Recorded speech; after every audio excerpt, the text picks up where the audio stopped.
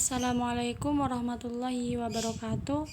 Perkenalkan, nama saya Megi Rahmatillah dari kelas 10 IPS 2 nomor absen 18, asal sekolah SMA Negeri 1 Asem Bagus. Nah, di pertemuan kali ini saya akan menjelaskan tentang reproduksi bakteri.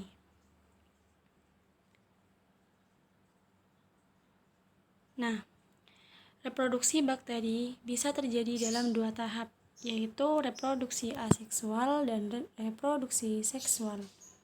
Yang pertama ada reproduksi aseksual.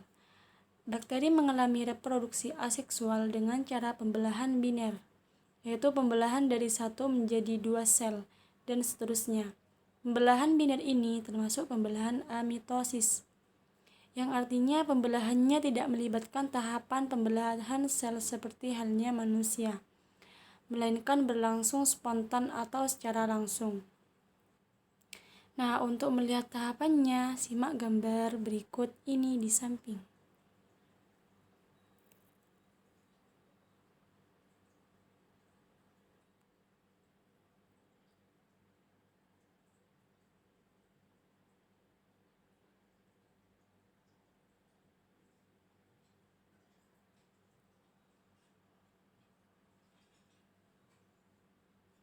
Nah, yang kedua ada reproduksi seksual.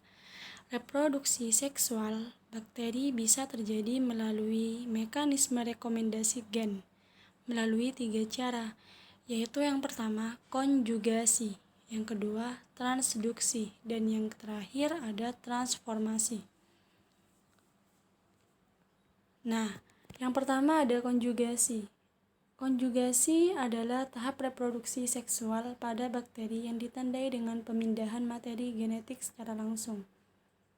Pemindahan itu terjadi dari satu bakteri ke bakteri lain melalui jembatan konjugasi. Ada tahapan yang terjadi di kelompok konjugasi adalah sebagai berikut. Yang pertama, dua sel bakteri saling mendekat hingga akhirnya terbentuk struktur jembatan yang menghubungkan antara kedua sel. Yang kedua, terjadi transfer kromosom dan plasmid. Dan yang ketiga, untuk bakteri yang menerima kromosom dan plasmid, materi genetiknya menjadi materi genetik rekombinan. Dan yang terakhir, bakteri dengan materi genetik rekombinan akan memisahkan diri. Akibatnya terbentuk dua sel anakan dengan sifat baru atau rekombinan. Untuk lebih jelasnya, silahkan lihat gambar di samping berikut ini.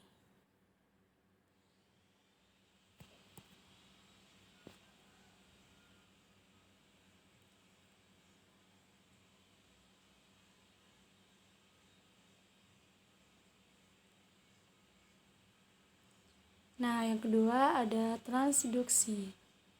Pada proses transduksi melibatkan peran organisme lain, yaitu virus.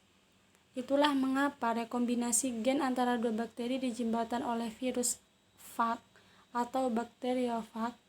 Adapun tahapan dalam transduksi adalah sebagai berikut. Yang pertama, bakteri diinfeksi oleh virus fag sehingga virus mengandung DNA bakteri tersebut. Dan yang kedua, virus fag tersebut kemudian akan menginfeksi bakteri-bakteri lainnya. Akibatnya terbentuk bakteri baru dengan rekomendasi gen. Sesuai dengan rekomendasi gen pada virus penginfeksinya terbentuklah bakteri-bakteri rekombinan. Untuk lebih jelasnya, silahkan kalian pahami gambar di samping berikut ini.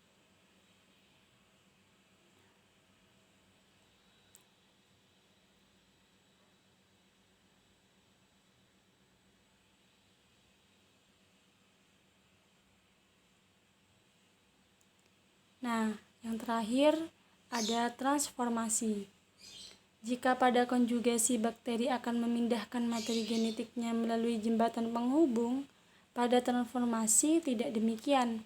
Pada transformasi, materi genetik akan dipindahkan oleh bakteri secara langsung atau tidak melalui jembatan penghubung, atau bisa disebut dengan jembatan konjugasi. Namun, tidak semua bakteri yang mampu memindahkan materi genetiknya secara langsung. Dan adapun tahapan-tahapan yang terdapat di transformasi. Yang pertama, ada sel bakteri yang terbentuk kromosom. DNA diambil oleh sel. Rekomendasi DNA ke dalam kromosom. Dan yang terakhir, terbentuk sel rekombinan. Untuk juga lebih jelasnya, perhatikan gambar di samping berikut ini.